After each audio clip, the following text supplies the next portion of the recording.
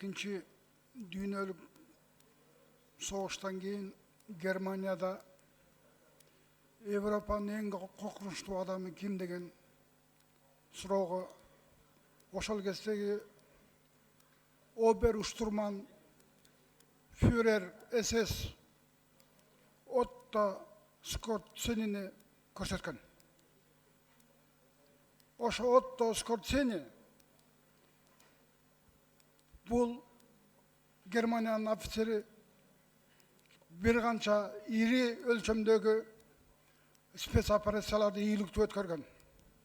Бул действительно Европа үчүн эң коркунучтуу адам болгон.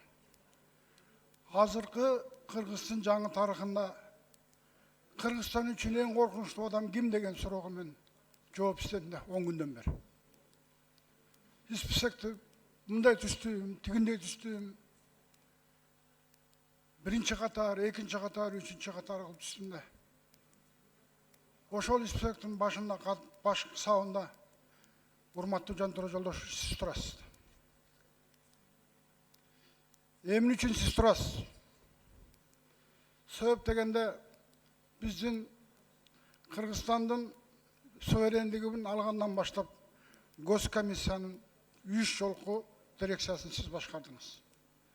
Биринчи дирекция 1997-98 жылдагы Ош-Бишкек жолун салганда. Ошондо сиз Госкомиссиянын директору болгонсуз. Экинчи 2003-2004 убагында Шишровский схема боюнча энергетика боюнча гос дирекцияны сиз башкаргансыз. Үчүнчү жолу 2010-2013 жылы Ош Жалал Абад шаарларын калыбына келтирүү боюнча дирекцияны сиз башкаргансыз. Бардык жерлерде сиз башкарган жерлерде ызычуу, кылмыш иштери да. Андан кийин да көп кызматтарга келдиңиз, артыңыздан ызычуу түгөнбөй койду.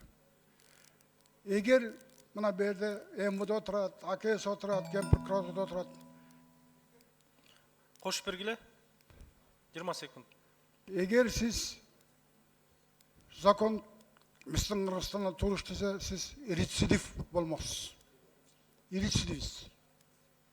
Бирок сиз бүгүн бул жерде отурасыз. Акыл үйрөтүп атасыз. Мындай кылыш керек. Буга бул күнөөлүү, тиге тиги күнөөлүү. Мен муну билем, мен муну билбейм. Эсимен чыгып кеттир. Анан тиги колгон экен, бул колгон экен деп. Урматтуу Жантура Жолдошович. Жашыңда берсин менетти, карганда берсин дөлөттү дейт. Мен сизге дөлөттү карлыкты каалайт элем. Жаштардын арасында уят. Өтө уят.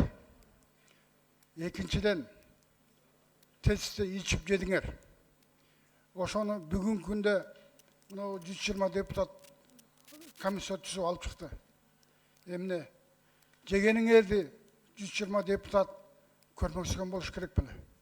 Же байкамаксан болуш керек беле? Анан депутаттарга чыгып алып интервью бересиңер. Мындай экен, тигиндей экен, анан базаркомдар, анан балекеттер, салекеттер деп. Мен түшүнбөй койдум. Урматтуу экс-премьер-министрлер, силерди бир эле кишинин каалоосу менен премьер-министр болгонсуңар. Силердин ошол орунга татыктуу же татыктуу эмес экениңерди эч ким сураган эмес. Ушул болот деген, ошондон кийин силерди келип колдонгон болгонсуңар. Силердин профессионалдыгыңар, профессионал эмес экениңер бүгүн көрүнүп атат. Бүгүн көрүнүп атат. Силер бизге таарынбагыла. Рахмат.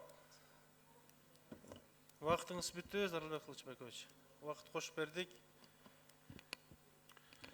Урматтуу депутат Зарылбек Кылычбекович, бул айткан бардыгы сиздин жеке пикириңиз, мен ага караманча каршымын. Сиз айткан дирекциялардын баарын мен башкарганмын, иштегенмин. Ал үчүн ошо Бишкек Оштун дирекциясын иштеген жылдарым 96-97 жыл иштелген. Эч кандай уголовный иш болгон эмес. Биринчи. Сизде болсо анда правоохранительный органдарга өткөрүп беришиңизди мен суранам.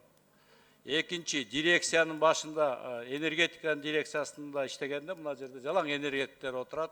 Алар kalış özünün bağısını beret dep men tereң ишенем. Восстановление түштүктө ош Жалал-Абадта болгондордо кемчиликтери бар деп мен мойнума алып жүрөм. Бирок ошол эле счетный палатанын чыгарып берген жыйынтыгы бар. Хищение, присвоение жок деп турат. Отдельный недостатки в работе были деген заключение бар. Если сизде кандайдыр фактылар болсо, мына укук коргоо органдарына бериңиз, текшерсин. Анан жөндөн жөн эле мени жамандай бериш, сиз дагы мен аксакал болсом, сиз да бул жерде отурган депутаттардын аксакалдарынын бирисиз. Сиз менин министрим да болуп иштегенсиз.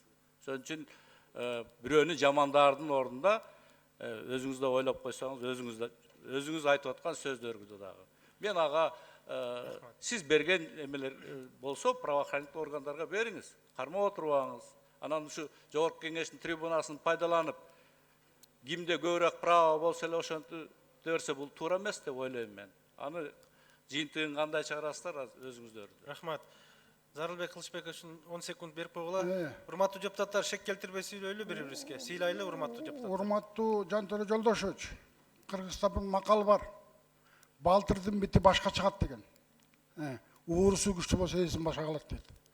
Сизген мына мен азыр материалдарды сурадыңыз, мен ген прокурорго апарып берем. Анан эми амалдуу кишисиз, акылдуу кишисиз, өтө куу кишисиз, ийгилик каалайм ишиңизге. Көп жашаңыз. Урматтуу депутат, только не оскорбляйте, пожалуйста. Бири-бириңизге шек